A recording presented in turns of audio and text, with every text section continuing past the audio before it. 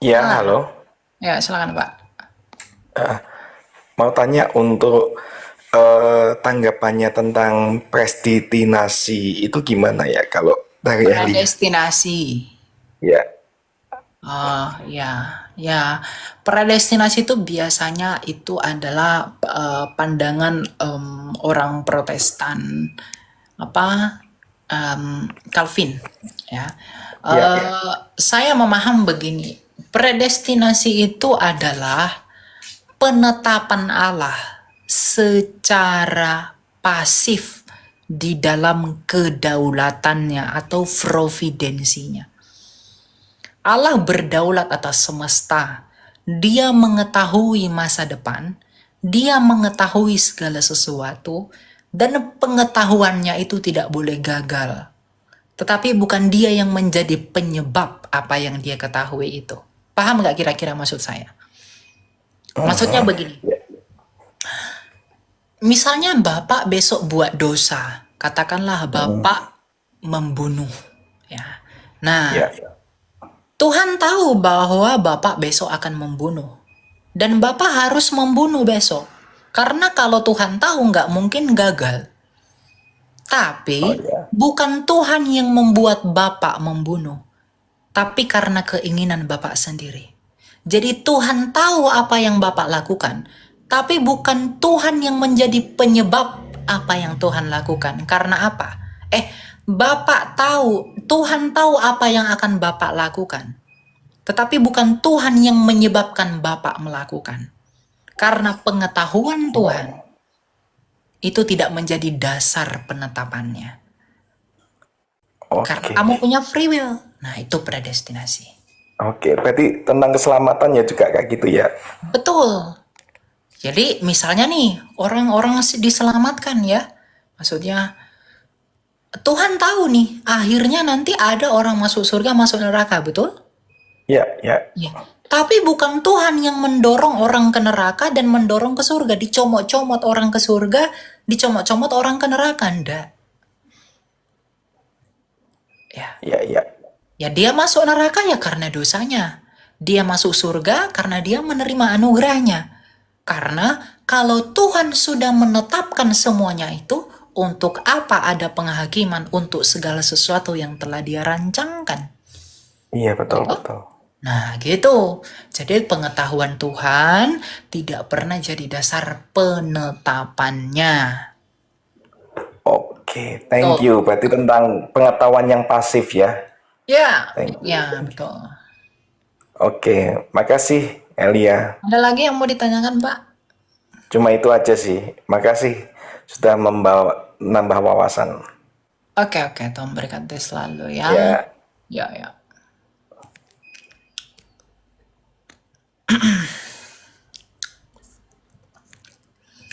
Banyak banget yang mau naik. Saya nggak bisa naikin semua ya. Sabar ya kalian ya. Pak, saya pakai jaringan biasa. Assalamualaikum. Silakan Jim, Jefta. Ya, halo. Ya, silakan, Pak. Sabar ya Muhammad. Sabar Orchid. Ya, silakan Jim, Jefta. Oke, Elia, saya sangat diberkati dengan penjelasan Anda. Benar-benar Anda ini lagi dipakai Tuhan untuk memberikan sesuatu yang benar, menyatakan sesuatu yang salah. Saya doakan biar Elias terus dipakai Tuhan, diurapi dengan Roh Kudus sampai ke ujung bumi. Amin. Amin. Terima kasih Pak. Tuhan berkati. Halo. Ya, Tuhan berkati. Ada yang mau Bapak tanyakan? Nggak ada? Itu saja. Oh, oke, oke. Enggak, saya mau oke, saya mau tanya sebentar bisa? Boleh, silakan. Oke. Bro Elia, ini sekolah teologinya di mana, Bro? Saya nggak sekolah teologi ya Pak. Wow, luar biasa. Luar biasa, luar biasa, luar biasa. Ini ilham dari Roh Kudus ini. Luar biasa. Tuhan Ya. yang luar biasa. Baik, itu saja. Itu Itu saya tanya aja karena saya juga seorang pendeta, jadi saya nggak akan tanya. Silakan, saya akan dengar terus penjelasan dari Elia. Tuhan berkati. Ya, Tuhan berkati. Ya, ya. Ya. Silakan Boleh Orchid. bertanya enggak? Ya, silakan. Atau bagaimana?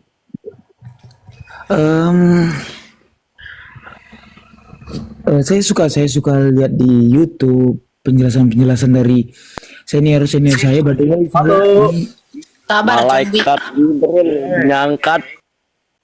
Sabar dong, John by the Wick, way ya. saya lagi silakan. kuliah juga, lagi kuliah di STTII gitu. John Wick, boleh di-mute dulu bentar, John Wick. Oke. Mute dulu ya, mute dulu. Ya, silakan, Orchid. Oke, mengenai ayat yang berbicara, ini random sih ya. Saya juga suka diskusi dengan yang beberapa senior seperti kalau Kak Elia tahu Ezra Soul dan sebagainya juga mengenai iman timbul dari pendengaran akan firman Tuhan ya. Ya. Itu teks itu apakah berbicara ada yang berkata begini, kita dengar firman Tuhan dulu baru timbul itu iman. Tapi ada juga yang berkata iman itu sudah ada tapi dia tidak bertumbuh sehingga pada saat pendengaran dia bertumbuh. Nah, ini bagaimana menurut Kak Elia? Ya, bentar ya, saya buka ayatnya ya. Oke, Kak.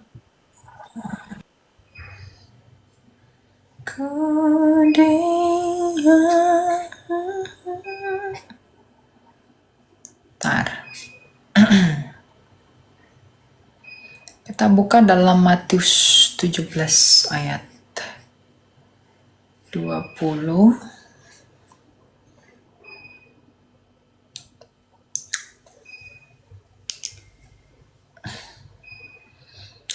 Sesungguhnya sekiranya kamu mempunyai iman seperti biji sesawi saja, kamu dapat berkata kepada gunung ini, pindah dari tempat ini ke sana, maka gunung ini akan pindah.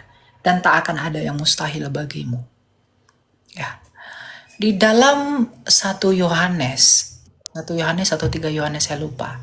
Iman itu diperumpamakan seperti benih. Makanya di dalam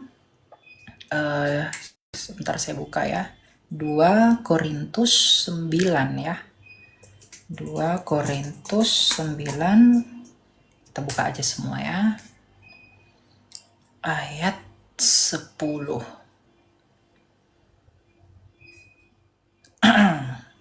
Dikatakan begini. Ia yang menyediakan benih bagi penabur dan roti untuk dimakan. Ia juga yang akan menyediakan benih bagi kamu dan melipat gandakannya dan menumbuhkan buah-buah kebenaranmu. Ya. Kemudian kamu akan diperkaya dalam segala macam kemurahan hati yang membangkitkan syukur kepada Allah oleh karena kami. Sebab pelayanan kasih yang berisi pemberian ini bukan hanya mencukupkan keperluan-keperluan orang kudus, tetapi juga melimpahkan ucapan syukur kepada Allah. Nah, benih, kalau di dalam 2 Korintus ini itu dikatakan itu tentang sukacita, berkat sebenarnya. Tapi gini, iman itu, kalau ini kan benih yang diberikan toh sebagai berkat. Ingat, benih yang diberikan sebagai berkat. Nah, berbicara mengenai iman timbul dari pendengaran, berarti ada yang ditanam, benih itu ditanam, dan benih itu bertumbuh, dan itu diberikan melalui apa? Pemberitaan. Jadi orang bisa mengerti Tuhan melalui pemberitaan. Makanya dalam Matius 28 ayat 19 dikatakan, karena itu pergilah jadikanlah semua bangsa muridku dan baptislah. Kamu akan menjadi saksiku sampai ke Samaria, Yudea dan Samaria sampai ke ujung seluruh bumi. Yaitu tentang pemberitaan mengenai Kristus. Iman itu seperti benih. Tadi kita baca Tuhan Yesus sendiri bilang itu biji sesawi. Itu benih itu harus disiram, ditumbuhkan biji itu. Nah, benih ini harus ditabur. firman Tuhan itu harus ditabur. Nah, kalau itu ditabur, yang ditabur itu apa? Benih firman Tuhan itu. Dan firman Tuhan yang ditabur di dalam diri orang itu menjadi iman bagi dia. Jadi iman timbul dari pendengaran itu benar. Karena yang ditabur itu firman Tuhan. Firman itulah yang melahirkan iman. Contohnya begini. Iman, pengharapan, dan kasih yang terbesar diantaranya adalah kasih. Kasih Tuhan, Yohanes 3 ayat 16, itu di dalam Kristus. Tetapi oleh kasih Tuhan itu, pemberitaan mengenai kasihnya itu melahirkan iman di dalam kita. Dan iman itu melahirkan pengharapan kembali kepada dia. Jadi memang firman Tuhan itu benih yang ditabur. Dan firman Tuhan itu yang akan melahirkan apa? Iman. Kalau benih itu tidak ditabur, mungkinkah dia akan bertumbuh? Kalau benih itu tidak ditabur, mungkinkah ada tunas? Jadi kalau orang tidak ditaburi dengan firman Tuhan yang dia dengar, mungkinkah ada imannya? Tapi ini tidak mutlak. Kenapa? Karena Tuhan itu punya cara-caranya di dalam hak prerogatifnya dan providensinya kepada orang-orang yang dia kasihi. Misalnya Rasul Paulus, sekinah Kristus Yesus itu langsung menemui dia. Saulus, Saulus, mengapa engkau menganiaya aku? Tapi itu tentang firman juga enggak? Iya, Tuhan menabur benih kepada Rasul Paulus. Maka Rasul Paulus memiliki iman dan bertumbuh. Dia menjadi rasul yang hebat. Kristus menabur firman, rema. Ingat ya, bukan logos yang ditabur Kristus. Karena Kristus sendiri logos, tapi rema itu ditabur Kristus. Maka rema itu dihidupi para rasul. Dan para rasul itu hidup memiliki iman hingga martir. Jadi firman Tuhan itu seperti benih. Dan ketika itu ditabur, itu akan menghasilkan tunas. Masalahnya, ketika firman Tuhan ditaburkan, apakah kita seperti tanah yang tandus, tanah yang berbatu, atau tanah yang di jalanan? Gitu. Ya? Oke Kak, berarti kalau misalkan disimpulkan, apakah pendengaran firman terlebih dahulu atau iman terlebih dahulu yang ada pada manusia Kak? Kita harus diberi pendengaran dulu. Kita harus diberitahu dulu kabar itu. Ya, mungkin ini agak bertentangan dengan paham predestinasi orang Calvin. Karena gini, di dalam Calvin, pandangan Calvinis, seperti yang kamu bilang Pak Esra tadi, penginjilan itu hanya untuk menyadarkan bahwa mereka telah diselamatkan. Artinya mereka sudah punya. Cuma disadarkan bahwa mereka telah diselamatkan. Nah, saya tidak berpandangan demikian. Saya berpandangan semua manusia itu kosong. Maka ketika benih itu ditabur, semua berhak menerima. Tapi masalahnya, maukah semua orang menumbuhkannya? Nah, gitu. Oke, siap. Gitu Oke, ya? Kak. Siap, thank you ya Kak ya. Ya. Oke, ada lagi yang mau kamu tanya? Belum sih Kak, nanti aja. Oke, udah. Thank you Oke, Kak. thank you ya. Ya. Silakan Muhammad. Apa ini? Muhammad Fa. Silakan, bro. Buka mic-mu. Assalamualaikum warahmatullahi wabarakatuh. Waalaikumsalam. Silakan. Salam toleransi Kak. Apa yang mau kamu? Saya dari tanya? agama Islam. Ya. Nah, saya mau bertanya sedikit, apa bedanya Bunda Maria sama, kalau dalam kitab suci kita itu namanya Bunda Maria itu Siti Maryam gitu kan? Apa bedanya dari Alkitab Bunda Maria? Oke. Apa bedanya Bunda Maria dan Siti Maryam? Ya toh? Nah, kalau dalam iman kamu, Siti Maryam itu kan saudara Harun. Harun itu orang Lewi.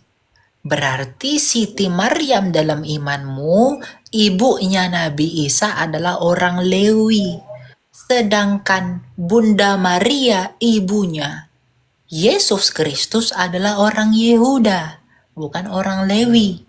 Mantap, begitu Itu ya. beda. Iya, Kalau Bunda Maria dalam Alkitab, itu orang Yehuda. Yahuda. Ya, Terus sukunya yang Yehuda. sebagai Tuhan Yesus itu, dia Bunda Maria itu ibunya atau enggak? Iya, ibu dari Kristus, Theotokos, betul. Maksudnya ibu dari Kristus itu dari Yesus gitu. Iya, Yesus itu melahirkan Kristus yang adalah inkarnasi firman Allah. Maksudnya yang Yesus tersebut ibunya siapa? Bunda Maria. Secara kemanusiaan, ibunya adalah Bunda Maria. Tetapi ketika Yesus lahir, Yesus sudah punya dua kodrat, Allah dan Apa? manusia. Tapi kealahan Yesus bukan dari Bunda Maria. Kealahan Yesus itu dari Allah sendiri karena dia adalah Sang Firman. Cuma ketika firman itu dikandung di dalam perut Bunda Maria, maka di perut Bunda Maria ada bernama pribadi Yesus yang sudah punya dua natur, yaitu kealahan dan kemanusiaan. Jadi ketika Yesus lahir, pada saat yang bersamaan, kemanusiaan dan keilahian Kristus juga lahir. Tapi Ya. keilahian Yesus bukan dari Bunda Maria. Oh. Lagi sekali saya bertanya ini Kak. Hmm. Kan Yesus itu dalam iman Kristiani dinyatakan Tuhan. Kenapa Betul. Tuhan? Ya, kenapa Tuhan itu bisa mati di tiang salib? Kok bisa Tuhan mati? Iya, misalnya gini, Yesus kan firman Allah yang menjadi manusia ya. Ya, kenapa kok bisa mati Tuhan? Oke. Ya, Yesus kenapa itu kok? kan firman Allah yang jadi manusia gitu toh. Ya. Ya, misalnya gini, kitab suci kamu deh. Kalau kitab sucimu saya bakar, apakah firman Allah itu terbakar? Enggak. Tidak. Jadi ketika Yesus mati, yang mati itu bukan kealahannya, bukan firman, tapi kemanusiaannya. Sama seperti kamu. Kalau kitab sucimu saya bakar, yang terbakar itu kertasnya, bukan firmannya. Maka Yesus pun ketika mati, yang mati adalah kemanusiaannya, bukan firman Allah yang mati. Makanya di dalam Filipi 2 dikatakan, ia yang mati dalam keadaannya sebagai manusia. Kenapa berarti wujud Tuhan itu seperti manusia? Ya, Berarti yang Tuhan itu di dalam manusia, daging. yang manusia itu kan inkarnasi firman Allah. Inkarnasinya yang manusia. Karena inkarnasi itu dari Latin incarni. Incarni itu incarni, in itu di dalam, carne itu daging. Carnivora itu pemakan daging. Jadi incarni di dalam daging. Jadi firman di dalam daging. Kalau kamu firman di dalam buku. Kalau di kami firman di dalam daging. Dan Kok kalau bisa jadi daging? Kok bisa jadi daging? Kok Tuhan bisa jadi daging? Kayak manusia berarti Firman- wujudnya. kalau kamu bingung firman Allah menjadi daging, kenapa kamu tidak bingung firman Allah menjadi kertas atau buku? Apa bedanya firman Allah menjadi daging dan firman Allah menjadi buku? Sama toh? Buku bisa terbakar, manusia, daging bisa mati. Tapi apakah firman Allah bisa mati? Kan enggak. Tidak. Ya udah sama. Oke. Lanjut yang ketiga ini Kak. Hmm. Kan Yesus itu mati di tiang salib. Yang disalib itu kan Yesus. Yang jadi yang tukang salib itu orang-orang yang Yahudi. Orang Roma. Ya, orang Roma. Ya, Kok bisa disalib? ya dia Apa dis- masalahnya? ya, dia disalib karena Yesus mengakui dirinya sebagai Allah. Kapan dia perjanjian lama itu kapan dia mengakui dirinya sebagai Allah? Ya, Yesus kan berkata, aku adalah anak Allah. Bentar ya. Astagfirullahalazim. Astagfirullahalazim. Bentar ya, saya buka ayatnya ya.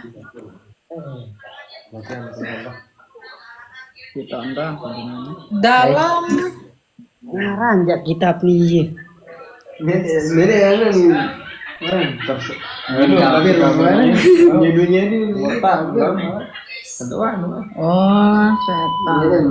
nih, dengar ya. Dengar ya. Dalam Yohanes, bentar ya. Dalam 1 Yohanes 4 ayat 14-15. Dan kami telah melihat dan bersaksi bahwa Bapa telah mengutus anaknya menjadi juru selamat dunia. Barang siapa mengaku bahwa Yesus adalah anak Allah, Allah tetap berada di dalam dia dan dia di dalam Allah. Oh gitu ya Kak. Ya, Yesus itu anak Allah, Yohanes 1 ayat 14, karena dia adalah firman Allah. Makanya ketika Yesus mengakui dirinya sebagai anak Allah, orang Yahudi mau melempari dia dengan batu, karena dengan menyebutnya sebagai anak Allah, Yesus sedang menyamakan dirinya dengan Allah. Makanya dalam Filipi dikatakan, yang walaupun dalam rupa Allah, Yesus tidak menganggap kesetaraan dengan Allah, yaitu Sang Bapa, tapi merendahkan dirinya, berkenosis menjadi manusia. Oke, terima kasih penjelasannya Kak. Ya, terima kasih. Ada lagi yang mau kamu tanya? Nggak ada. Thank you ya. Berkati ya. Oke sudah. Ya. Ya, saya harap kamu jadi orang percaya dan semoga Allah mengingat namamu di dalam kerajaannya. Ya, semoga Anda jadi orang percaya. Oke, silakan Rian.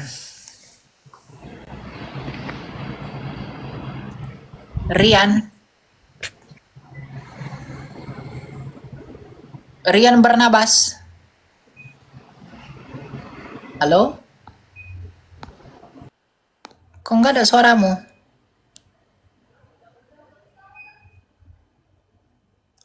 Kau pun.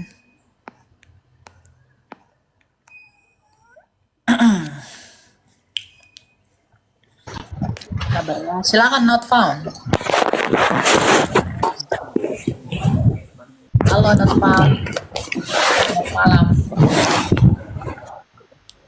Halo. Halo, Ya, silakan Pak. Ada yang mau ditanyakan? halo Kak. Ya, halo. Silakan. Boleh tanya Kak? Boleh, silakan. Kalau katanya kan kalau Alkitab kan kitab suci ya, itu mengenai revisi, apakah kitab suci bisa direvisi begitu?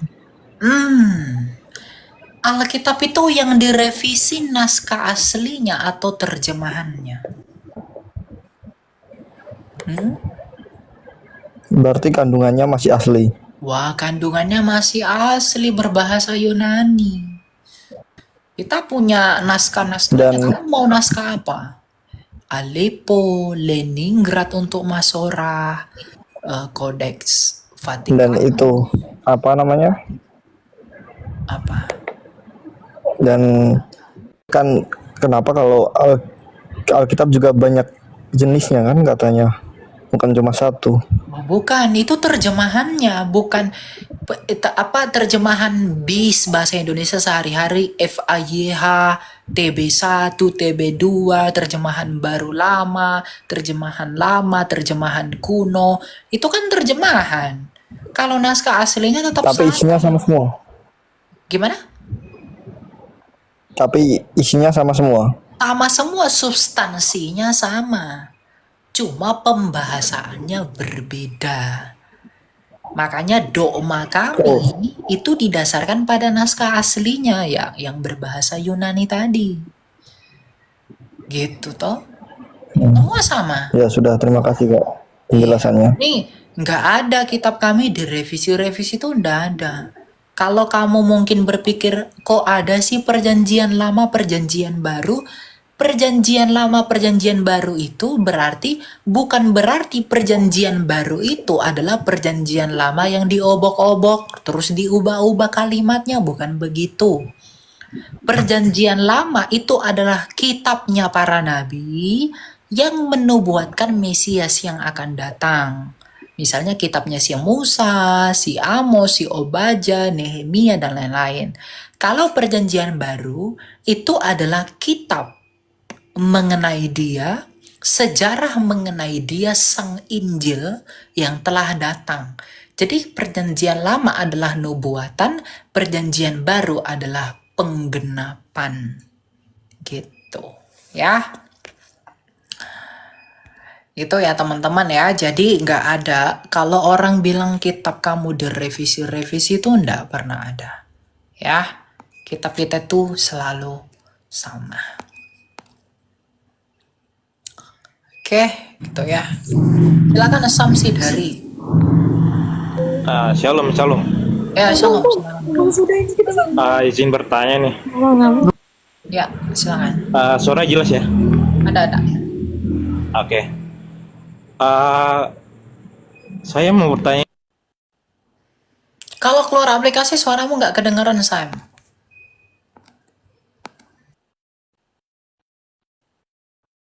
Pasal 4 ya, ayat 1 Yohanes 4 atau 5 itu? 1 Yohanes 5 ayat 14 itu. Yang katanya biarlah kehendakmu yang jadi. Iya kan?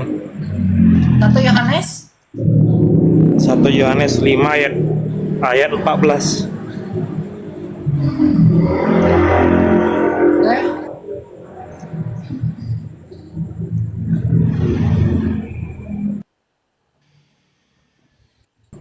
Dan inilah keberanian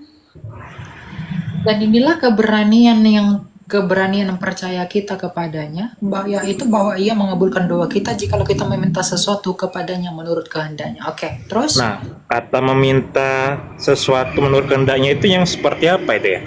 Maksudnya? Oke. Menurut kehendaknya itu atau bingung juga sih kayak nanggapinnya atau bahasa aslinya tuh kayak saya belum dapet. Gini, dalam KJV dikatakan begini. And this is the confidence that we have in him, that if we ask anything according to his will, he hears us. Ya. Jikalau kita meminta sesuatu kepadanya menurut kehendaknya. Artinya begini, kehendak Allah itu apa sih? Percaya kepada Yesus. Ketika Yesus itu dalam masa transfigurasi, dia bertemu dengan Elia dan Musa di bukit. Suara Sang Bapa dari langit berkata, disaksikan oleh 3 suku guru, inilah anak yang kukasihi, kepadanya lah aku berkenan, dengarkanlah dia. Itu kata Sang Bapa. Ya, percaya kepada Yesus. Bentar ya.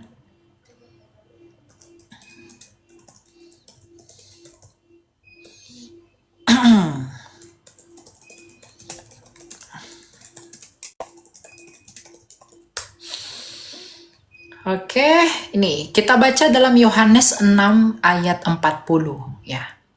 Sebab inilah kehendak Bapakku. Apa kehendak Bapa? Dengarkan ya. Yaitu supaya setiap orang yang melihat anak dan percaya kepada anak beroleh hidup yang kekal, dan supaya aku, anak, membangkitkannya pada akhir zaman. Jadi kehendak Bapa itu apa? Ingat, kehendak Bapa adalah supaya setiap orang yang melihat anak dan yang percaya kepada anak beroleh hidup kekal. Artinya kehendak Bapa ya percaya kepada anakku, yaitu Yesus. Nah, kembali ke ayat tadi. Jikalau kita meminta sesuatu kepadanya menurut kehendaknya, meminta kepada Allah menurut kehendak Allah, artinya apa? Kalau kita meminta kepada Allah, ya harus menurut kehendaknya, yaitu menurut kepercayaan kita kepada anak Allah itu, yaitu Yesus. Nah, apa kepercayaan kita kepada anak Allah itu? Matius 28 ayat 20, melakukan segala perintahnya. Apa perintah Yesus? Kasihi Allahmu, kasihi sesamamu, kasihi musuhmu. Jadi mintalah kepada Bapa atas segala sesuatu yang membuat kamu mengasihi Dia, mengasihi sesamamu, dan mengasihi musuhmu. Itu maksudnya. Oh, berarti kita boleh minta, artinya ya, kita boleh minta segala sesuatunya, tapi dalam dasar kayak tadi ya, mengasihi Di Tuhan dalam Yesus. Oke. Karena tadi kita baca kehendak Bapa itu kan percaya Yesus toh? Nah, benar. Iya, gitu. Tuh ya. Oke. Thank you. Oke.